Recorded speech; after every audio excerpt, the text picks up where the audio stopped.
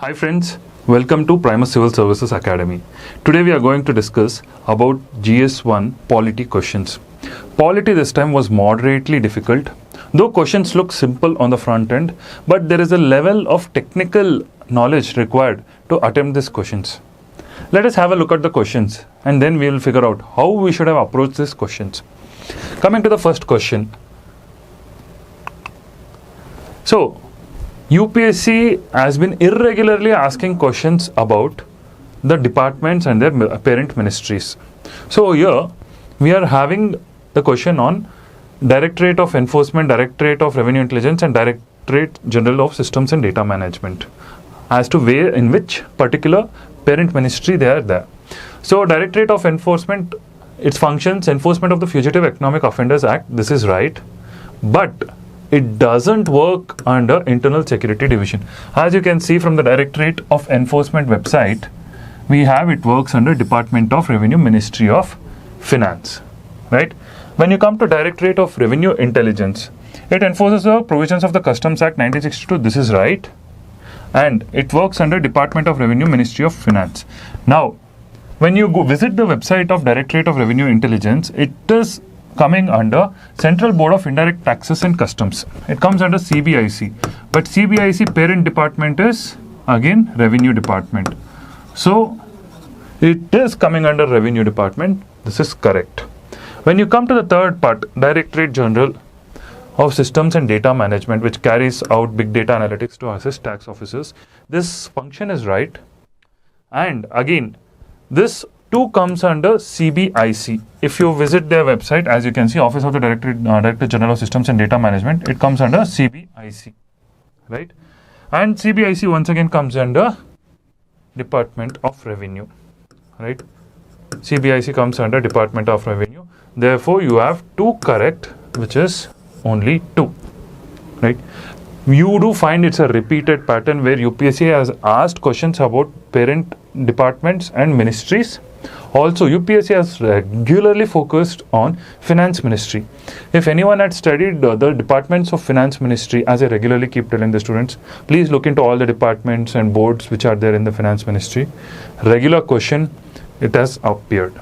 Anyone who has studied Finance Ministry, they would have been easily able to answer this question, right?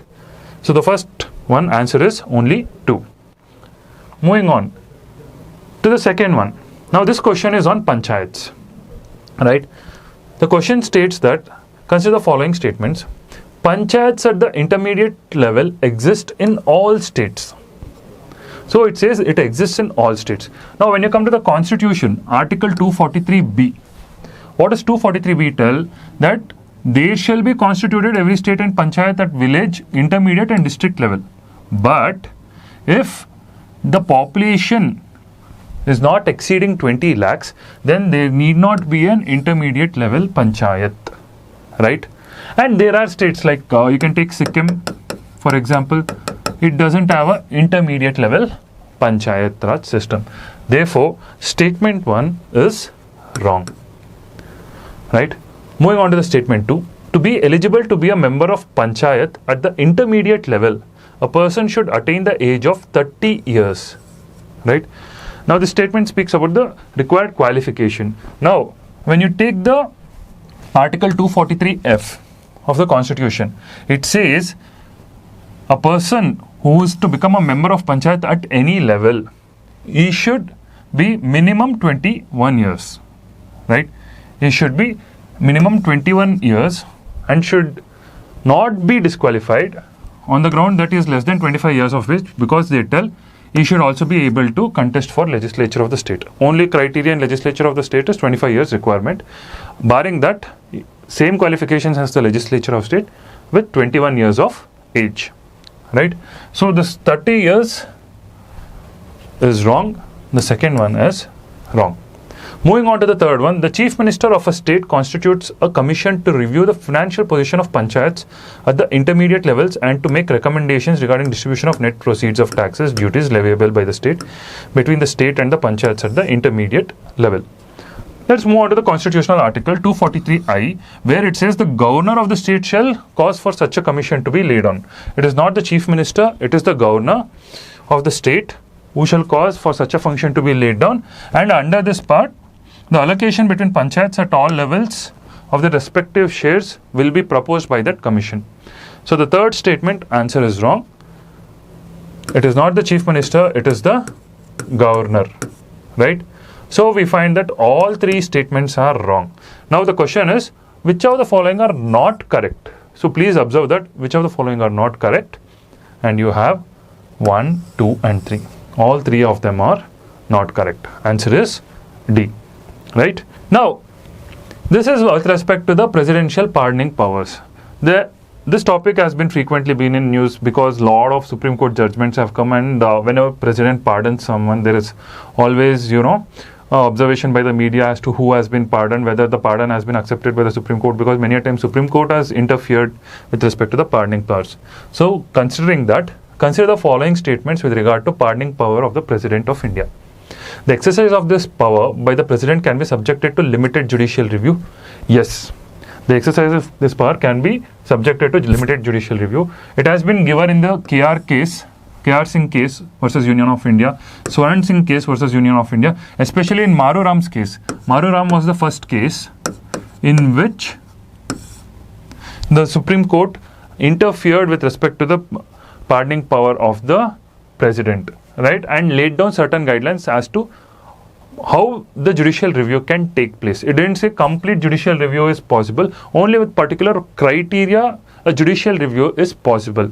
In the sense, if the convicts have been there for a very long time and they have been under the mercy petition or the pardoning power, and it is causing a lot of mental tensions to them. In those scenarios, rarest of rare cases, the Supreme Court can interfere, right? Now, second statement, the President can exercise this power without the advice of the central government. A controversial statement. Now, we know that Article 74 and 75, it very clearly tells that the President shall listen to the Council of Ministers, right? The President shall listen to the aid and advice of the Council of Ministers. One part. Secondly, with respect to pardoning also, the Supreme Court very clearly in Dhananjay Chatterjee versus State of West Bengal has made it very clear that the Council of Ministers will be the guiding authority for the President, and he must act on the advice of the Council of Ministers, right? There is no scenario whereby the President can on his own exercise this power without the advice of the central government. Thereby, this is wrong, right? So answer is 1 only. Answer is 1 only. Moving on to the next question. The next question is regarding to the Speaker, the powers of the Speaker. So what is happening of late is, we find that UPSC has been looking at the Constitution as a whole. I know many of you guys are reading Lakshmikant. Lakshmikant is considered as the Bible. But UPSC is trying to see whether you have gone through the provisions of the Constitution verbatim, right? Whether you have seen the statements as it is given in the Constitution, and that is what they are trying to replicate over here. They are asking questions directly taking the statements from Constitution.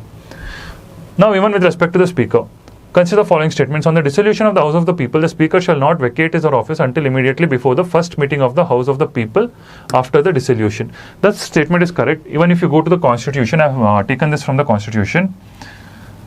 Provided further that whenever the House of the People is dissolved, the Speaker shall not vacate his office until immediately before the first meeting of the House of the People after the dissolution, right?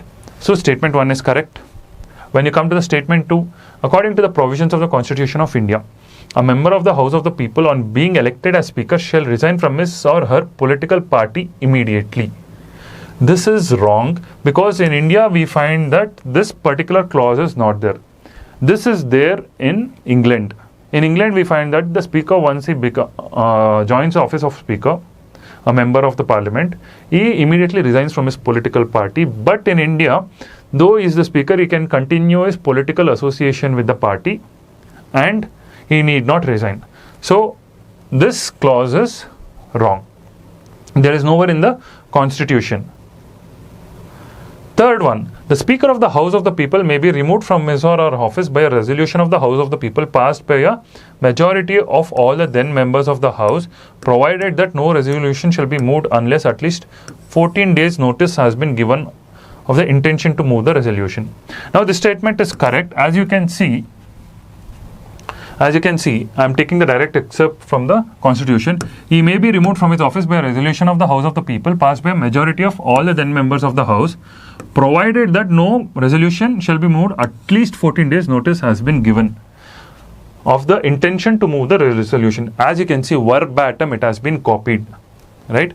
UPSC has taken verbatim. So you find that statement 1 and 3 are correct. Second one is wrong. So your answer is C, 1 and 3 only, right? Moving on to the next one. It's with respect to an ordinance. Now, with reference to the Indian polity, consider the following statements. An ordinance can amend any central act, right? Now, here we have to first understand how ordinance has been looked at. If you go to the Article 123, what does Article 123 tell? It tells an ordinance. See, if at any time when both the houses are not in session, the president is satisfied, which render it necessary for him to take immediate action, he may promulgate such ordinances. An ordinance promulgated shall have the same force and effect as an act of parliament. So we have to equate it with an act of parliament, right? The power of an ordinance is equal to an act of parliament. Now, just substitute this. Now, Parliament can amend any central act. Yes, right? Parliament can amend any central act. This is correct. The ordinance can abridge a fundamental right. Yes. See, for example, to give effect to Article 39B and C, right? They can violate a particular fundamental right. Article 14 or Article 19 can be violated. And if I'm trying to bring an act which gives effect to this or an ordinance, yes, I can abridge a fundamental right. An ordinance can come into effect from a back date. Yes. Again, an act of parliament. An ordinance can come into effect from a back date. Yes. But not all ordinances can come into effect from back date. Again, we have Article 20 limitation. Right? Article 20 does very clearly say retrospective amendments for criminal cases is not possible. It's only possible for civil matters. So, can come into effect? There is a possibility? Yes. So, when you look at all this, 1, 2, 3 becomes your answer. Right? An ordinance can do all the three because it's an act of the parliament. It is supposed to be equal to an act of parliament. Parliament can do all this? Definitely. Even ordinance can do it. Moving on to the next question. With reference to India, consider the following. The Interstate Council, the National Security Council and the Zonal Council. How many of the above were established as per the provisions of the Constitution of India? So, how many of them have been established as per the provisions of the Constitution of India? The Interstate Council has been established based on that. Interstate Council comes from Article 263. Article 263 of our Constitution very clearly calls for an Interstate Council. As you can see, I have taken the excerpt from the Constitution itself. There is the creation of a Interstate Council, which is supposed to help in federal matters, trying to bring more collaboration between the states, right? An Interstate Council has been set up in India since 1990, though in the Constitution it was there from 1949 or 1950. It has been there, but you find that the Interstate Council got set up only in 1990. Based on Sarkaria Commission recommendations. Again, this is a previous year question because previous year also they had asked about this. Only based on the Sarkaria Committee recommendations, Interstate Council has been set up. It's a very common topic which has been regularly asked by UPSC. Now, the second one, National Security Council. You find that National Security Council is a three-tiered organization which sees political, economic and energy and security issues. It was set up by the Vajpayee government in 1998. It doesn't have any constitutional backing as such. Nowhere in Constitution has a National Security Council been mentioned, but National Security Council has been in the news for many reasons because you find that the National Security Advisor, he takes care of the National Security Council, and recent dictates have come very clearly. Even in the last month in April, it was in news that the CDS, the Chief of Defence Staff, and all the three Army, Navy and Air Force chiefs have to report to NSC. Right? They have to report to NSC, and there is also creation of one additional National Security General inside NSC. So you find that NSC is a growing council. It is chaired by the Prime Minister, headed by NSA operationally. Right? The National Security Council is growing in India. So you find that National Security Council is not a part of Constitution. Right? Moving on to the zonal councils. The zonal councils were created in 1956 based on the vision of Pandit Jawaharlal Nehru. 5 zonal councils were created based on States Reorganization Act 1956. The zonal councils have been based on the States Reorganization Act, and it is not based on any constitution. And this is actually a previous year question. You find many questions, many a times UPSC has asked whether zonal councils is a part of constitutional body, constitutional body or not. It has been asked regularly by UPSC. Again, it has been repeated. So zonal councils is also not a part of constitution. So how many of them are part of the constitution? Only one. Answer is A. Right? Answer is A, only one. Clear? As I told you, questions are simple, but we have to be a bit careful with respect to particular topics. Now moving on to this question.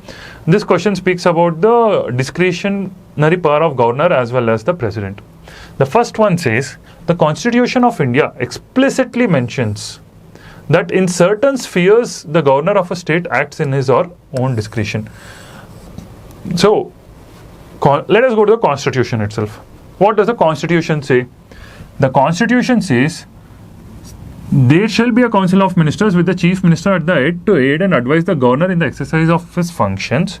Now here is the catch. Except insofar as he is by or under the Constitution required to exercise his functions or any of them in his discretion. Right? And if any question arises whether it is any matter or is not a matter as respects which the governor is by or under the Constitution to required to act in his discretion, the decision of the governor shall be final. Now, Constitution has not actually given very explicitly as to which spheres the governor has to act. Right? Here it is telling he is required to exercise his functions or any of them in his discretion. Right? Any of them in his discretion. There is no explicit mention that governor has discretion only in this scenario. This has not been provided in the Constitution. So statement 1 goes wrong. Certain spheres, no. Governor has complete discretion. He can use it.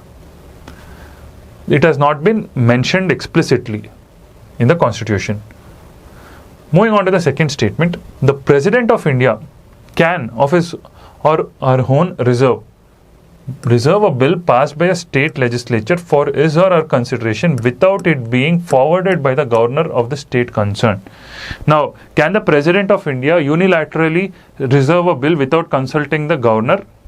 When you come to the Article 200 and 201 with respect to assent to bills and bills reserved for consideration, it is very clearly stated in the Constitution that only if the governor preserves the bill, it goes to the President.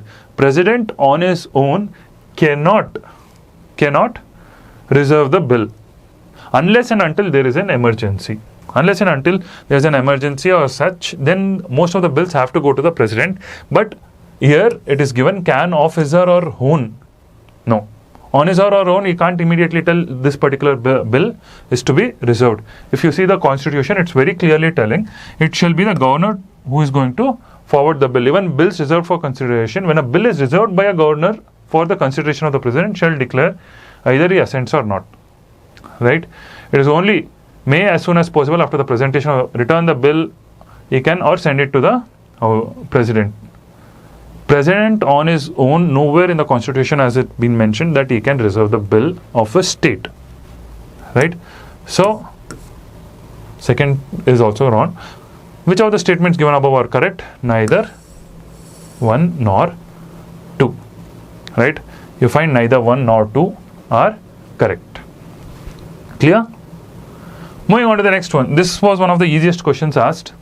So as usual, every year there's one question on fundamental rights or directive principles, or sometimes two questions, one on fundamental rights or directive principles. This time they've asked one question, and it is very much similar. As I told you, verbatim they have taken the statements from the Constitution. So if you see, they are asking provision of the Constitution and as it is stated under.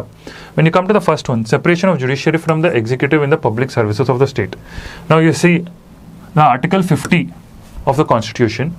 It says separation of judiciary from executive. Then the state shall take steps to separate the judiciary from the executive in the public services of the state. I know many people will be hair splitting over here, trying to see, because they have mentioned public services of the state, then it might not be a part, only separation of judiciary and executive. That is why verbatim UPSC has asked the question. As it is given in the Constitution, it has been put. Now, Article 50, as we know, it comes under directive principles. First one is correct. Now, second one, valuing and preserving the rich heritage of our composite culture, fundamental duties. Now, if you come to 51A, clause F, to value and preserve the rich heritage of a composite culture, right? So, statement 2 is also correct. Prohibition of employment of children below the age of 14 years in factories, fundamental rights. When you come to this, again, you find that Article 24 very clearly states this, that there should be prohibition. Article 24, when you come to this, Article 51A, F, and here Article 50, right? So all three are correct. How many of the above pairs are correctly matched? All the three. Clear? Easy. This was one of the easiest questions that has been asked this year. Now coming to 56. This is a challenging question. Again, this is a very, very much focused area of UPSC. They have been consistently asking question on 5th schedule and 6th schedule. For anyone who has been looking into the patterns that UPSC has been asking, as we have already discussed many a times in classes, 5th schedule and 6th schedule is very important, and UPSC is asking a lot of questions from them. It is very important that you go and read 5th schedule and 6th schedule not only in Lakshmikant but also in the Constitution. If you browse through the schedule, it will be very clear as to what 5th schedule does and 6th schedule does. Right? Now let us see. What does the question say? The state government loses its executive power in such areas and a local body assumes total administration. Now, this is what the statement is given. Whereas when you go to the 5th schedule of the Constitution, as I have taken, executive power of a state in the scheduled areas is subject to the provisions of this schedule. The executive power extends to the scheduled areas therein. So there are particular provisions which might limit the executive power, but it does not remove the executive power. The state government continues to hold on. So this is absolutely wrong. It doesn't lose its executive power. As per the Constitution itself, it doesn't lose its executive power. This statement is wrong. Coming to the second one, the union government can take over the total administration of such areas under certain circumstances on the recommendations of the governor. Now, the key term over here is can take total administration of such areas. Can the union government take total administration? Again, let's go to the Constitution. What does it say? So, the governor of the state therein shall present an annual report or whatever whenever required by the president regarding the administration of the scheduled areas, and the executive power of the union, key term over here, executive power of the union shall extend to the giving of directions to the state as to the administration of the said areas. So, key word is giving of directions to the state as to the administration of the said areas. There is no total takeover of administration. When I say total takeover of administration, means the union government employees themselves will come and start administering the region, removing the state administration. That is not the case. Total administration is not taken. Union government will be giving directions. Right? Union government will give directions. It doesn't take over the total administration of such areas. It can give directions based on the recommendations of the government. Right? Now, which of the statements given above are correct? As you can see, neither one nor two. Both of them are wrong. As we see from the Constitution, there cannot be a total takeover. There is only a guided guidance given by union government to the state government. Clear? Many people have been worrying about this, whether the union government can take, because we find that most of them have ticked 2 only, thinking that 2 is right. 2 is wrong. There is no total administration takeover. There is only a guidance which can be given. Moving on to the next question. Again, this question looks fairly simple at the first go, but when you look at it thoroughly, you will find that many of them have gone wrong over here. The question what they are asking is, for constitutional amendment with 2/3 majority. One second.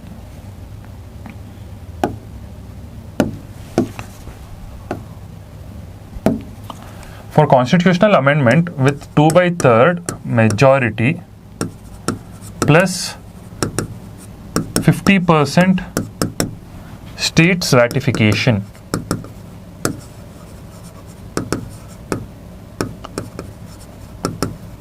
Right? Plus 50% states ratification. For this to happen, 2/3 majority plus 50% states ratification, what all possible conditions are there?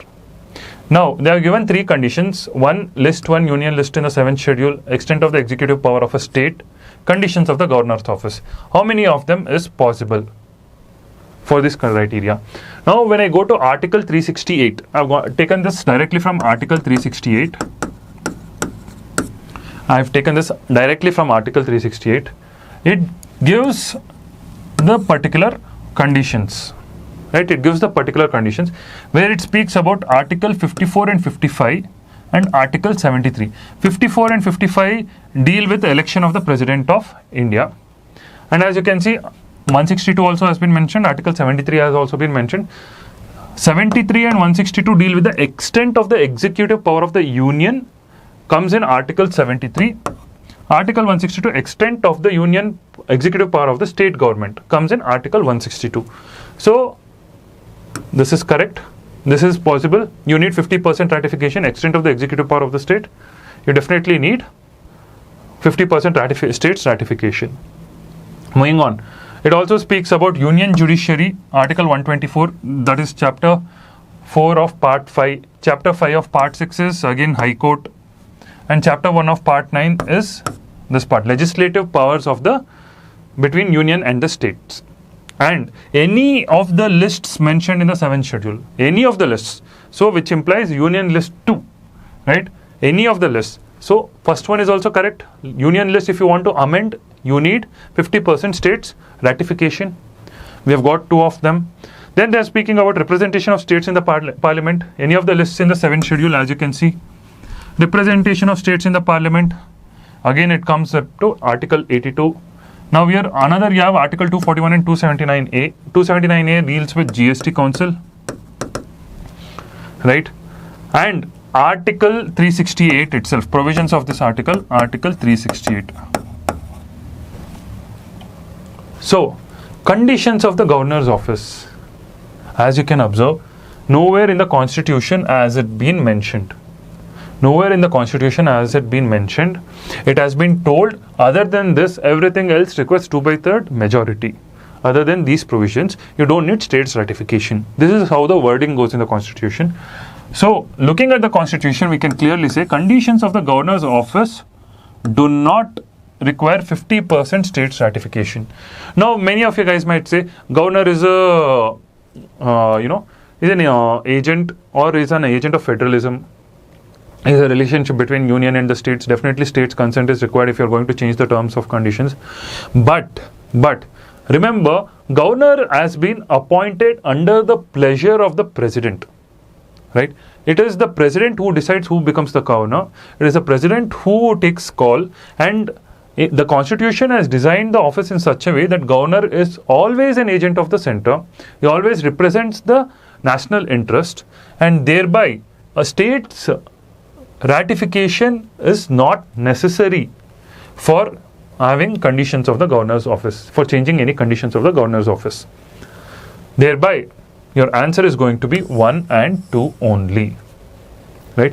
Most of you have ticked 1, 2 and 3 thinking governor, since he is a he plays a huge important role in federalism. He might be, any changes in his office terms and conditions requires a constitutional amendment with 50% states ratification.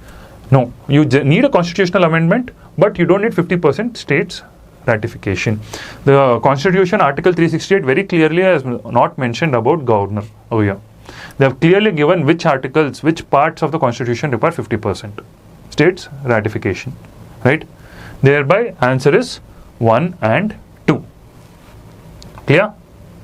Moving on to the next question. A lot of questions on governor has been asked, right, by UPSC this time. Now, with reference to the Indian polity, consider the following statements. The governor of a state is not answerable to any court for the exercise and performance of the powers and duties of his or office. Now, verbatim picked from Article 361, protection of president and governors, right, shall not be answerable to any court on the powers of performance of his duty or any act done purporting to be done, right? Statement 1 is correct. Article 361 very clearly says, no criminal proceedings shall be instituted or continued against the governor during his or her term of office. Now, many people are instituted, yes, continued against the governor. There are many people who would be hair splitting over this, thinking continued, okay, if there was a previous criminal case, then what happens to it? Now, when you come to the exact provisions in the Constitution, right, again, 361 part 2, in Article 361 part 2, what does it say? No criminal proceedings whatsoever shall be instituted or continued against the president, verbatim, or governor of a state. So, instituted or continued, this is to correct. Yes, no proceedings can continue if you have been appointed as a governor during the term of his office. As long as he is a governor or the president, you cannot do that. Right? Moving on, third one. Members of a state legislature are not liable to any proceedings in any court in respect of anything said within the house. Now, this is once again, we are speaking about the privileges of the members of state legislature, right, which comes under Article 194. Article 194 very clearly speaks about the powers, privileges and immunities of state legislature and their members. And over here, it has been very clearly told that no person shall be liable in respect of publication by or under the authority of the house or proceedings in any court shall be liable to any proceedings in any court in respect of anything said or any vote given by him in the legislature or any committee thereof. Right? So, within the house, whatever he has told, he shall not be liable to any proceedings. There is absolute freedom of speech and expression for members of the parliament as well as state legislature. Right? This is one of the powers, privileges and immunities given to the legislative members. There is absolute immunity. They can speak what they feel in the house and they shall not be punishable by the courts. They can be punished within the house. The speaker can take action if there is something unethical happening. The speaker has all the powers because there is an ethics committee. They have multiple committees over there which can take action against the members. But it is not the judiciary who can take action. Be very clear. In any court. Right? So, answer is correct. Which of the given statements are correct? All three are correct. Answer is 1, 2 and 3. Clear? Moving on to the next one, the last question. Now, UPSC is regularly asking 1 or 2 questions from post-independence. Especially you find these questions coming from your NCERT, Politics in India since Independence. A lot of questions have been coming from there, from the minute, aspects or from the small wordings, lines, images from the NCERT. And this is one of the questions which has occurred. This is a mixture of environment and polity, but it's a post-independent India's political history, right? So when you see this, it is speaking about the state and the descriptions. Arunachal Pradesh. The capital is named after a fort, Itanagar. Itanagar is the capital. And you can see the etymology of Itanagar. Ita fort, the fort of bricks from which the state capital derives its names, right, is situated in the heart of Itanagar. The fort has an irregular shape and it dates back to 14th to 15th century of Mayapura of Ramachandra, king of the Jitari dynasty. So, you find that, yes, the capital is named after a fort. The fort is right in the middle of Ita Fort, and the state has 2 national parks. This is also right. You have Namdafa, and you have Mauling. There is 2 parks.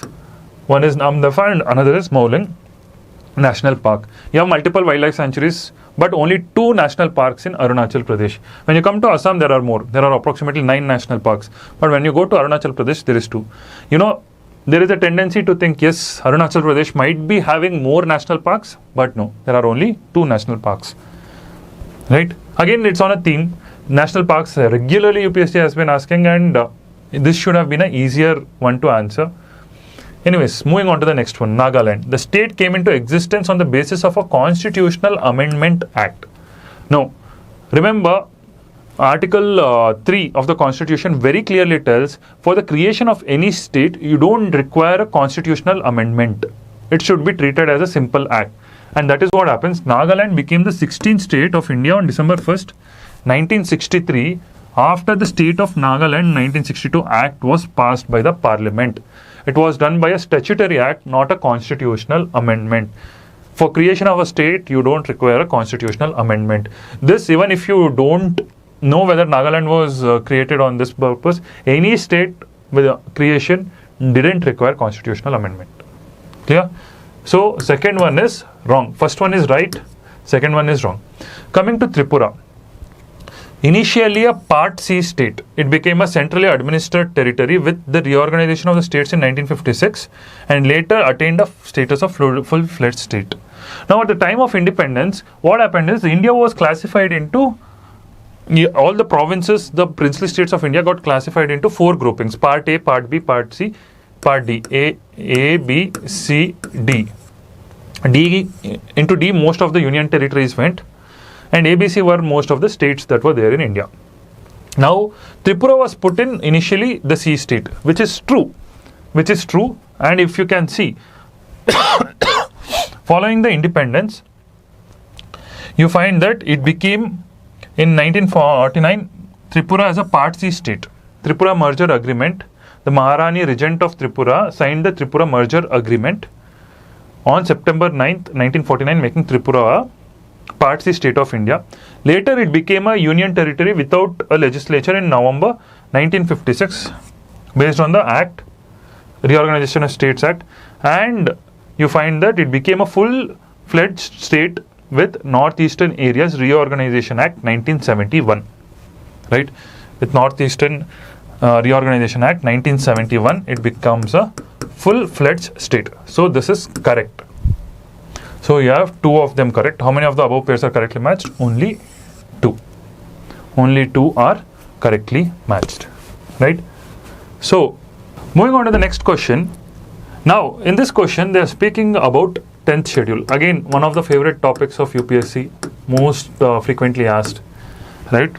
When you see the 10th schedule, the question that is being asked with respect to 10th schedule, the statement 1, if any question arises as to whether a member of the House of the People has become subject to disqualification under the 10th schedule, the President's decision in accordance with the opinion of Council of Union Ministers shall be final.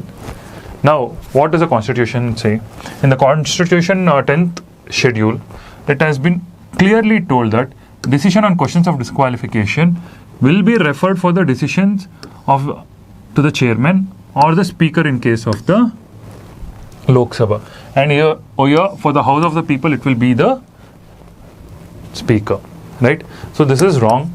As per 10th schedule, you find that the speaker is the one who is going to take the final decision, and it shall not be subject to any such questioning. Right? Now, statement 2. Again, this is a new trend of UPSC whereby they are trying to ask words from the Constitution. You know, last time they had asked about efficiency of administration.